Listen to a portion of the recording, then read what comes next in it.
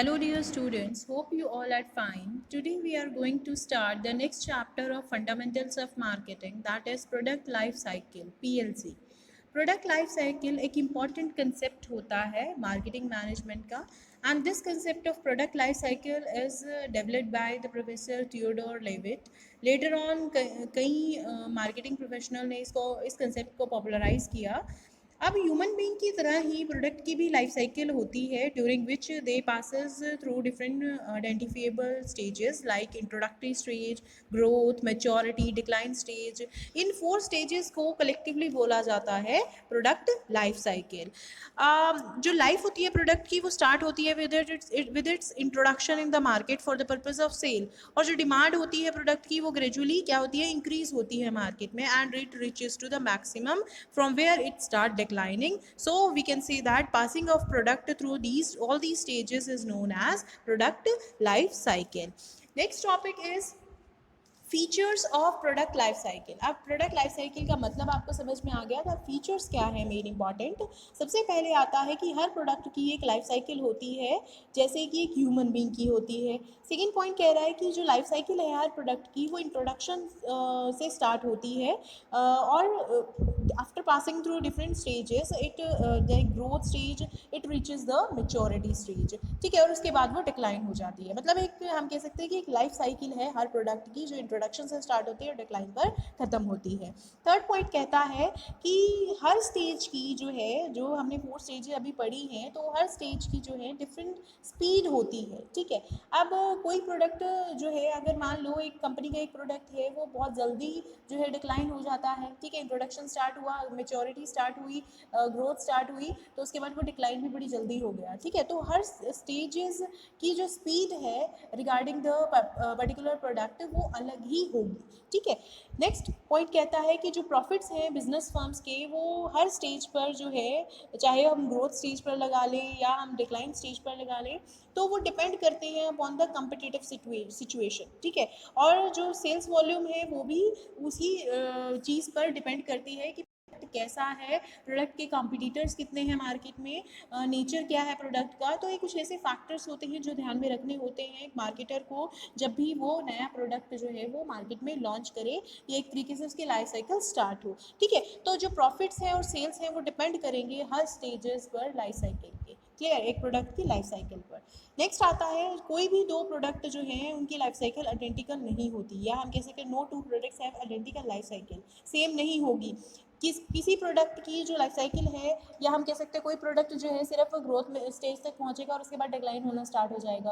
कोई product introductory stage पर ही क्या हो जाता है, ऑब्सोलीट हो जाता है. फॉर एग्जांपल कुछ ऐसे प्रोडक्ट हैं जो कुछ एक मंथ के लिए ही होते हैं, जैसे फैशन गारमेंट्स प्रोडक्ट्स होते हैं. ठीक है, क्लोथ्स वगैरह हो गए, सॉन्ग्स हो गए, फिल्म्स हो गई, ये कुछ टाइम के लिए होते हैं, उसके बाद ये क्या हो जाते हैं, ख़त्म होना स्टार्ट हो जाते हैं. ठीक है, इनकी लाइफ साइकिल्स ख़त्म होना स्टार्ट हो जाती है. कुछ ऐसे प्रोडक्ट्स होते हैं जो काफ़ी टाइम तक चलते हैं, जैसे बिस्किट्स, ब्रेड्स, इलेक्ट्रिकल अप्लायंसेस. ठीक है, जो इनकी लाइफ साइकिल होती है वो क्या होती है, लंबी होती है, लॉन्ग होती है. ठीक है, 6 पॉइंट कहता है कि जो ड्यूरेशन है हर स्टेजेस की वो डिफरेंट होगी फॉर डिफरेंट प्रोडक्ट्स. अब ड्यूरेशन डिपेंड करती है ऑन द फैक्टर्स, जैसे नेचर ऑफ द प्रोडक्ट क्या है, टेक्नोलॉजिकल चेंजेस कितने हैं, what is the rate of the technological changes, competition pressure कितना है, कितने कॉम्पिटिटर्स हैं मार्केट में उस पर्टिकुलर प्रोडक्ट के. तो ये कुछ फैक्टर्स हैं जो कहीं ना कहीं जो प्रोडक्ट है उसकी ड्यूरेशन को अफेक्ट करेंगे, या हर स्टेज की जो ड्यूरेशन है उसको अफेक्ट करेंगे. अब ड्यूरेशन हमेशा डिपेंड करती है किस पे, प्रोडक्ट की ड्यूरेशन पे, मतलब डिफरेंट टाइप ऑफ प्रोडक्ट पे. अब हर प्रोडक्ट की जो ड्यूरेशन है वो सिमिलर नहीं होगी, अलग अलग होगी. नेक्स्ट पॉइंट कहता है कि ये ज़रूरी नहीं है कि सभी प्रोडक्ट जो हैं हर स्टेजेस से पास करें, या हम कह सकते हैं कि हर स्टेज जो है कोई प्रोडक्ट ज़रूरी नहीं है कि वो इंट्रोडक्शन से स्टार्ट और एक तरीके से डिक्लाइन पर ही ख़त्म हो, डिक्लाइन होने के बाद ही वो एब्सोल्यूट हो. ऐसा नहीं होता है. कोई इंट्रोडक्शन स्टेज पर ही ऑब्सोलीट हो जाता है, कोई मेच्योरिटी स्टेज पर ही पहुंचता है और उसके बाद डिक्लाइन होना स्टार्ट होता है.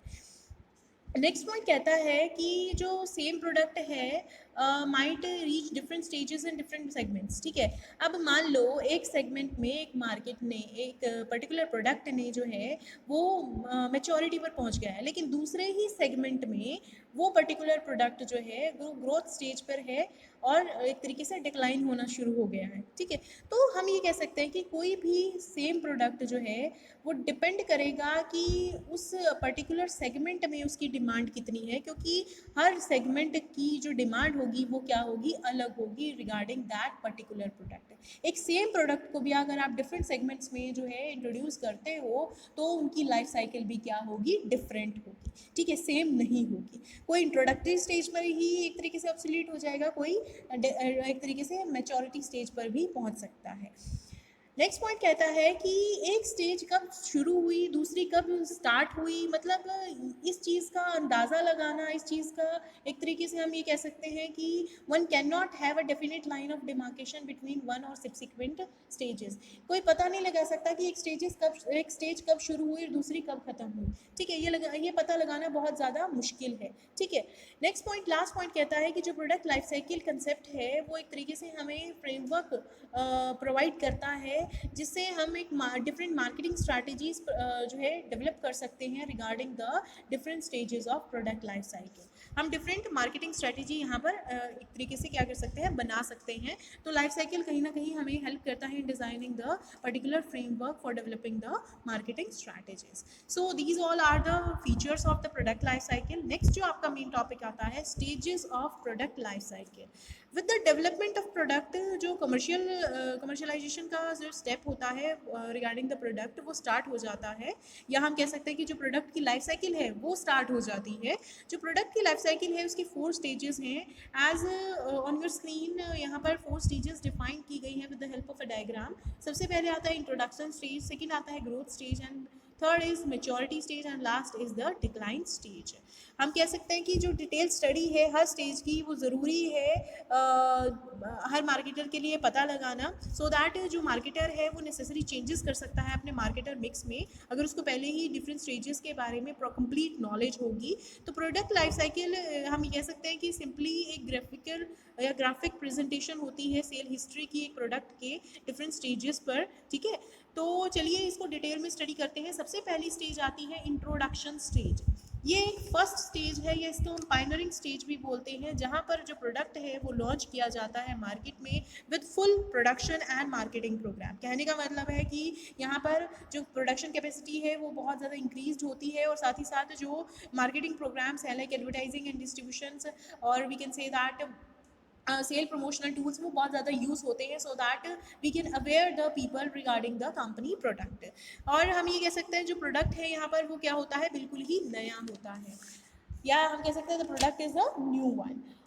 इस स्टेज पर जो सेल्स है वो बहुत ही लो रेट पर ग्रो करती है, बिकॉज जो प्रोडक्ट है उसकी डिमांड जो है वो इफेक्टिव, बिकॉज हम ये कह सकते हैं कि जो it is not an effective demand. ठीक है, इफेक्टिव डिमांड की ना होने की वजह से ही जो सेल्स है वो बहुत ही लो रेट पर ग्रो करती है। ठीक है, नेक्स्ट इसके कुछ फीचर्स हैं।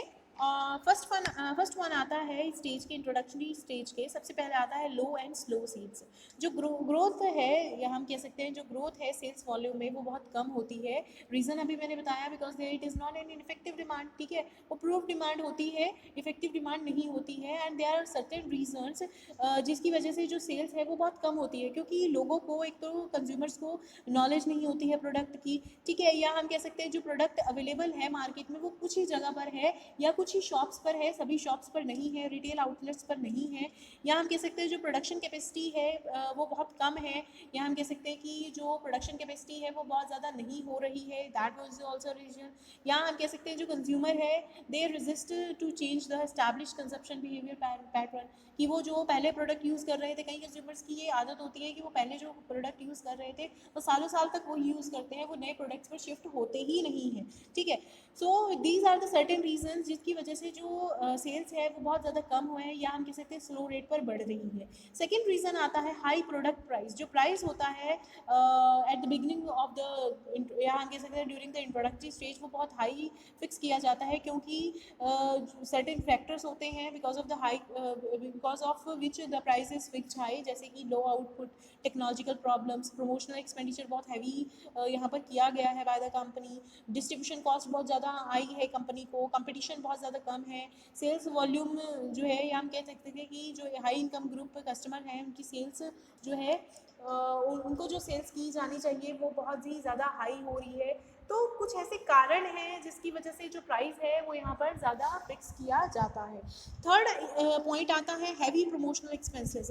अब यहाँ पर जो है कंज्यूमर्स को प्रोडक्ट के बारे में नॉलेज नहीं होती है, उनको प्रोवाइड की जाती है, उनको अवेयर किया जाता है, तो यहाँ पर हैवी प्रमोशनल एक्सपेंसेस जो है वो बियर ऑन करने पड़ते हैं कंपनी को।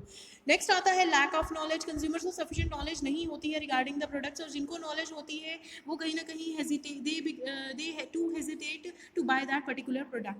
नेक्स्ट पॉइंट आता है लो प्रॉफिट्स। जो प्रॉफिट्स होते हैं कंपनी के वो बहुत ज़्यादा कम होते हैं because of the less sales. अब सेल्स ही कम होगी तो प्रॉफिट्स भी क्या होंगे, कम होंगे, क्योंकि नेक्स्ट पॉइंट आता है लो प्रॉफिट्स। प्रॉफिट्स जो है वो लो होंगे बिकॉज सेल्स भी क्या है, बहुत ज़्यादा कम है। ठीक है, यहाँ पर जो है कंपनी यूज प्रमोशनल एक्सपेंसेस जो है बियर ऑन करती है ताकि जो है वो सेल्स को इंक्रीज कर सके। तो जैसे ही सेल्स इंक्रीज होगी तो प्रॉफिट्स भी क्या होंगे, इंक्रीज होंगे। लास्ट पॉइंट आता है under the features of the introductory stage is narrow product line. During introductory stage जो प्रोडक्ट है इट हैज़ ओनली वन और फ्यू मॉडल्स। ठीक है, तो यहाँ पर जो प्रोडक्ट लाइन है वो क्या होती है, शॉर्टर होती है, या हम कह सकते हैं जो प्रोडक्ट लाइन होती है वो कम होती है। ठीक है, और मार्केट एरिया भी लिमिटेड होता है। लेकिन जैसे जैसे सेल्स इंक्रीज होगी वैसे वैसे प्रोडक्ट लाइन भी क्या हो जाएगी, इंक्रीज हो जाएगी, लंबी होगी। ठीक है, नेक्स्ट स्टेज आती है मार्केट ग्रोथ स्टेज। ये एक तरीके से हम कह सकते हैं जैसे ही प्रोडक्ट को एक्सेप्ट किया जाता है मार्केट में तो जो सेल्स है इट बिगिन टू राइज, और प्रोडक्ट्स जो है वो सेकंड स्टेज में एंटर होता है, दैट इज ग्रोथ स्टेज। इस स्टेज में जो प्रोडक्ट है वो we can say that particular product achieves considerable and wide spread approval in the market. जो सेल्स और प्रॉफिट्स भी हैं वो एक्सेलरेटेड रेट पर इंक्रीज होना स्टार्ट हो जाते हैं। सेकेंड स्टेज आती है मार्केट ग्रोथ स्टेज। जैसे ही प्रोडक्ट जो है कंज्यूमर ने या मार्केट ने एक्सेप्ट कर लिया, उसी वैसे ही जो सेल्स है वो इंक्रीज होना स्टार्ट हो जाती है और प्रोडक्ट भी सेकेंड स्टेज में एंटर हो जाता है, दैट इज ग्रोथ स्टेज। इस स्टेज में we can say that product achieves considerable and wide spread approval in the market, और सेल और प्रॉफिट जो होता है वो एक्सेलरेटेड रेट पर इंक्रीज होना स्टार्ट हो जाता है। एंड इन दिस स्टेज जो मार्केटर है he bear heavy promotional expenses, मतलब एडवर्टाइजिंग और सेल प्रमोशनल बहुत ज़्यादा करता है, so that it can reach the next stage, that is maturity stage. ठीक है, अब यहाँ पर डिफरेंट फीचर्स हैं मार्केट ग्रोथ स्टेज के। सबसे पहले आता है rapid increase in sales. During this stage जो सेल्स है it starts climbing a faster rate, because जो कंज्यूमर है उनको पता लग जाता है प्रोडक्ट के बारे में और वो प्रोडक्ट को एक्सेप्ट करना स्टार्ट कर देते हैं, और डिस्ट्रीब्यूशन नेटवर्क भी बहुत ज़्यादा इस्टेब्लिश हो जाता है, जिसकी वजह से जो प्रोडक्शन फैसिलिटीज़ हैं वो स्ट्रीमलाइन हो जाती हैं, सो दैट जो सेल्स है वो इंक्रीज हो जाए। ठीक है, और साथ ही साथ जो कंपनीज हैं दे बियर हैवी प्रमोशनल एक्सपेंडिचर, जिसकी वजह से लोगों को अवेयर किया जाता है regarding the product, and more over अगर प्रोडक्ट में इंप्रूवमेंट की ज़रूरत है तो वो की जाती है, जिसकी वजह से जो नंबर ऑफ प्रोडक्ट आइटम्स है एक प्रोडक्ट लाइन में वो भी क्या हो जाते हैं, इंक्रीज हो जाते हैं। सेकेंड पॉइंट आता है प्रोडक्ट इम्प्रूवमेंट। इस स्टेज में, ग्रोथ स्टेज में जो मैन्युफैक्चरर्स होते हैं वो प्रोडक्ट की क्वालिटी को इम्प्रूव करते हैं और साथ ही साथ न्यू फीचर्स भी प्रोडक्ट में ऐड करते हैं, जिससे जो प्रोडक्ट लाइन की लेंथ होती है वो भी क्या हो जाती है, बहुत ज़्यादा वाइडन हो जाती है due to the introduction of new products that will fulfil the requirements of the ultimate consumers. Third point आता है इंक्रीज इन कॉम्पिटिशन। अब अगर प्रॉफिट बहुत ज़्यादा है उस पर्टिकुलर सेगमेंट में regarding that particular product also, जो कंपिटिटर्स हैं वो मार्केट में एंटर करना स्टार्ट कर देते हैं विद द सब्सटीट्यूट प्रोडक्ट्स। यहाँ पर जो कंपिटिटर्स हैं उनकी वजह से because they bring the modified products at reduce price, तो उनकी वजह से जो ओरिजिनेटर्स होते हैं वो भी अपने प्रोडक्ट को इम्प्रूव करने के लिए जो है रेडी होते हैं, और साथ ही साथ अपने प्रोडक्ट के प्राइस को भी क्या करना पड़ता है, उनको डाउन करना पड़ता है, so that they can face the competition from their competitors. Next point आता है इंक्रीज इन प्रॉफिट्स। इस स्टेज में जो प्रॉफिट्स हैं मैन्युफैक्चरर्स के, डिस्ट्रीब्यूटर के एंड रिटेलर्स के, वो रैपिडली क्या करते हैं, इंक्रीज होते हैं, बिकॉज सेल्स भी क्या हो रही है, इंक्रीज हो रही है। फिफ्थ पॉइंट कहता है रिडक्शन इन प्राइस। अब जो प्राइस है प्रोडक्ट का वो रिड्यूस करना पड़ता है ऑर्गेनाइजेशंस को, ओरिजिनेटर्स को, due to the large scale economies and also because of the entry of the competitors. Next आता है last, strengthening the distribution channel. अब यहाँ पर जो चैनल ऑफ डिस्ट्रीब्यूशन है उनको भी बहुत ज़्यादा स्ट्रॉन्ग बनाया जाता है और बहुत ज़्यादा वाइड किया जाता है, सो दैट प्रोडक्ट जो है वो ईजिली अवेलेबल हो जहाँ पर भी उसकी रिक्वायरमेंट हो। And moreover new channels are also use to enter the new market segment. So we can say that हर मार्केटर चाहता है कि वो ग्रोथ स्टेज पर पहुंचे, बिकॉज ये स्टेज ऐसी है जहाँ पर sales as well as profits दोनों ही इंक्रीज होते हैं, और साथ ही साथ जो प्रोडक्ट है या हम कह सकते हैं जो ब्रांड पॉपुलैरिटी है वो भी क्या हो जाती है, इंक्रीज हो जाती है। And moreover there is an increase in the efficiency of production as well as on the in the distribution. Next stage आती है market maturity stage. Next stage आती है maturity stage. This is the third stage of product life cycle and two stages arise in this stage. First stage हम कहते हैं maturity stage and second one इसी के अंदर आती है स्टेज ऑफ सेचुरेशन। यहाँ इस स्टेज पर जो कंपटीशन है वो एक पॉइंट पर राइज हो जाता है, या हम ये कह सकते हैं कि जो मार्केट है वो सेचुरेटेड हो जाती है, बिकॉज जो हाउस होल्ड डिमांड है उसको फुली सेटिस्फाई कर दिया गया है और डिस्ट्रीब्यूशन चैनल्स भी फुली यूटिलाइज हो गए हैं। तो यहाँ पर जो प्रोडक्ट है वो एक तरीके से कॉम्पिटिशन फेस करेगा in the form of pressure on the prices, और यहाँ एक तरीके से हम ये कह सकते हैं कि प्राइसेस को डिक्रीज करना पड़ता है। तो यहाँ पर जो स्टेज में जो सेल्स है प्रोडक्ट की वो राइज तो होती है बट लोअर रेट पर राइज होती है, और जो प्रॉफिट मार्जिन है वो डिक्लाइन होना स्टार्ट हो जाता है ड्यू टू द कीन कॉम्पिटिशन। मतलब कि एक तरीके से यहाँ हम ये कह सकते हैं कि फर्म जो है या फर्म का प्रोडक्ट जो है वो स्टिफ कॉम्पिटिशन फेस करता है, जिसकी वजह से जो सेल्स है वो इंक्रीज तो होती है लेकिन डिक्रीजिंग रेट पर, और प्रॉफिट मार्जिन भी डिक्लाइन होना स्टार्ट हो जाते हैं।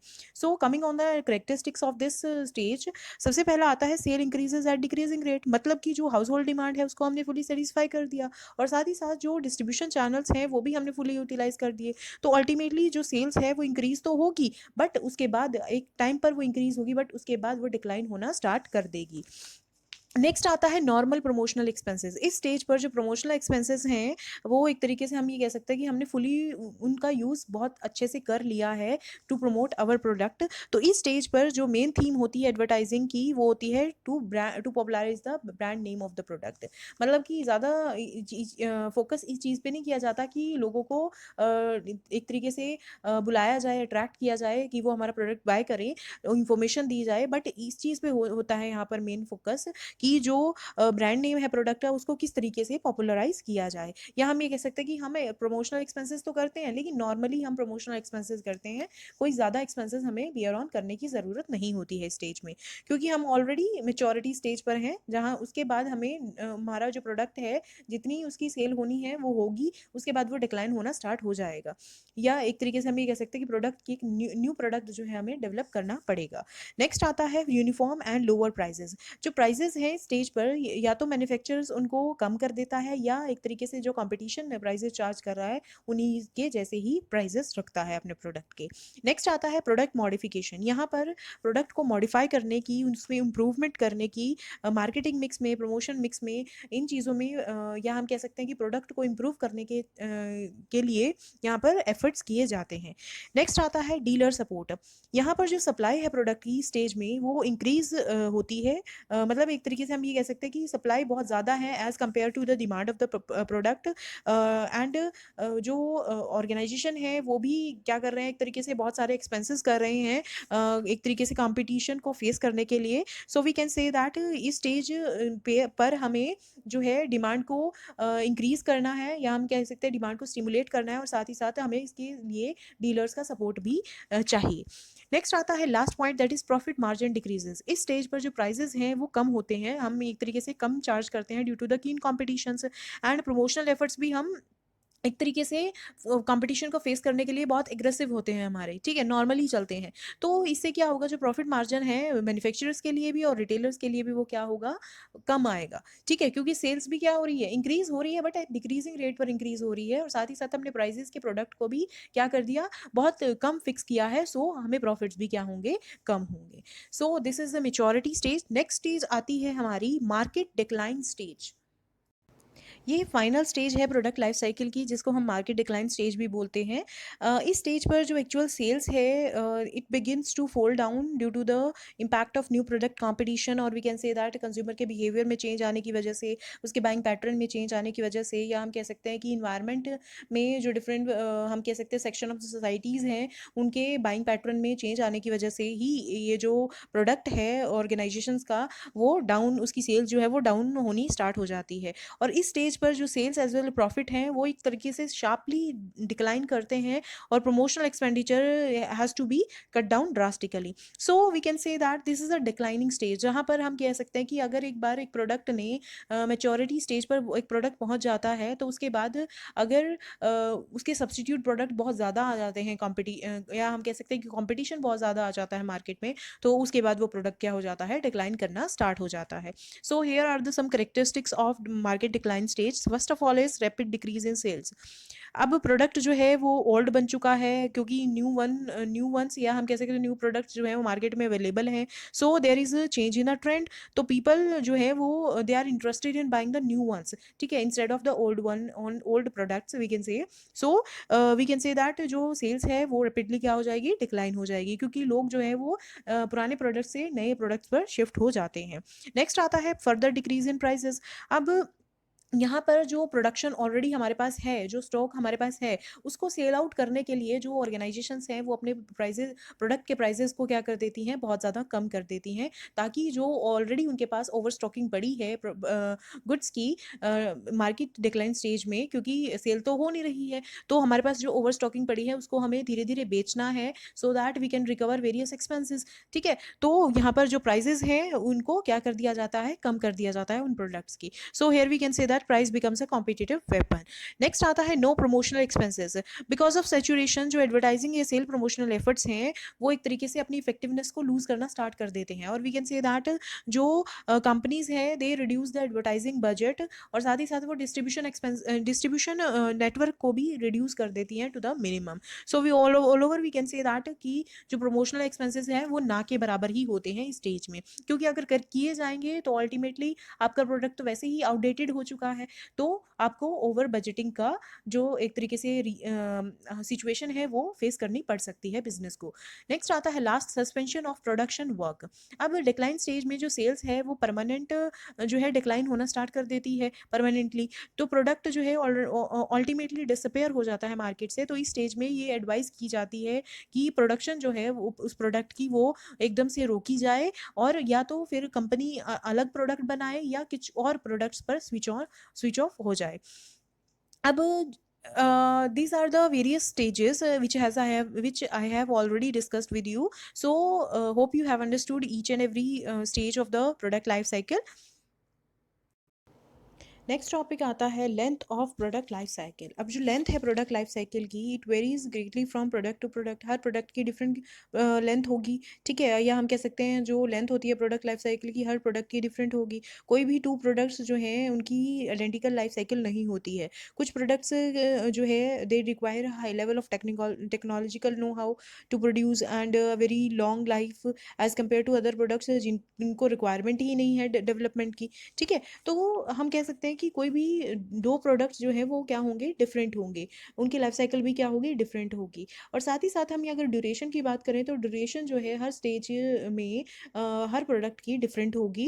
It may last for few months और टू सेवरल ईयर्स। कुछ की मंथ्स की रिगार्डिंग होगी लाइफ साइकिल, या कुछ की हम कह सकते हैं जो ड्यूरेशन होगी रिगार्डिंग द लाइफ साइकिल वो काफ़ी सालों तक चल सकती है।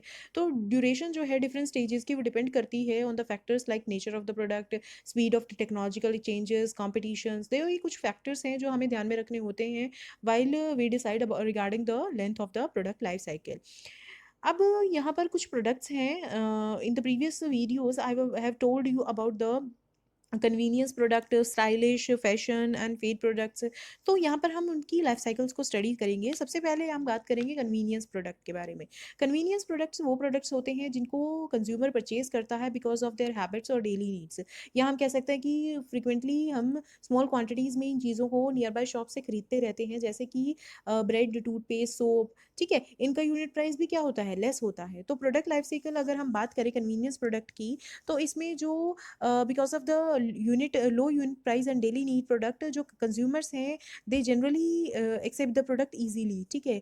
तो हम ये कह सकते हैं कि प्रोडक्ट डेली यूज़ का है तो वो इजीली बिक जाएगा और उसका प्राइस भी क्या होगा, कम होगा। तो हम ये कह सकते हैं कि इंट्रोडक्शन स्टेज में जो ड्यूरेशन की अगर हम बात करें तो यहाँ पर कन्वीनियंस प्रोडक्ट की जो ड्यूरेशन होगी वो क्या होगी, कम होगी। और इसके बाद इस स्टेज के बाद जो सेल्स है वो रैपिडली इंक्रीज होना स्टार्ट हो जाएगी, यानी ग्रो करना स्टार्ट हो जाएगी, because more and more consumers are aware about the product.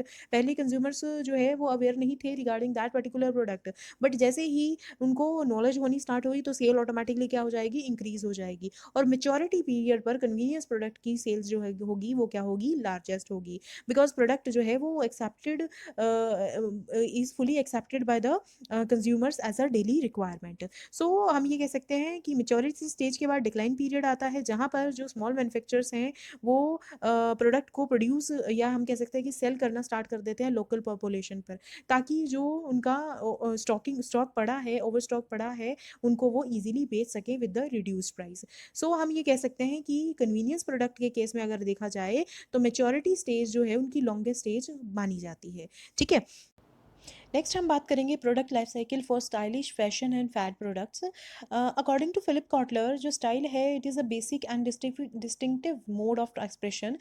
Style जैसे जब भी बिल्डिंग्स को कंस्ट्रक्ट किया जाता है, फर्नीचर बनाया जाता है, कार्स बाइक्स मोटरसाइकिल्स ये बनाई जाती हैं, या हम कह सकते हैं जब क्लोथ्स की बात आती है, शूज़ की बात आती है, तो हम स्टाइल को बहुत ज़्यादा इंपॉर्टेंस देते हैं। तो हम कह सकते हैं कि स्टाइल जो है एक मोड ऑफ एक्सप्रेशन है, ठीक है।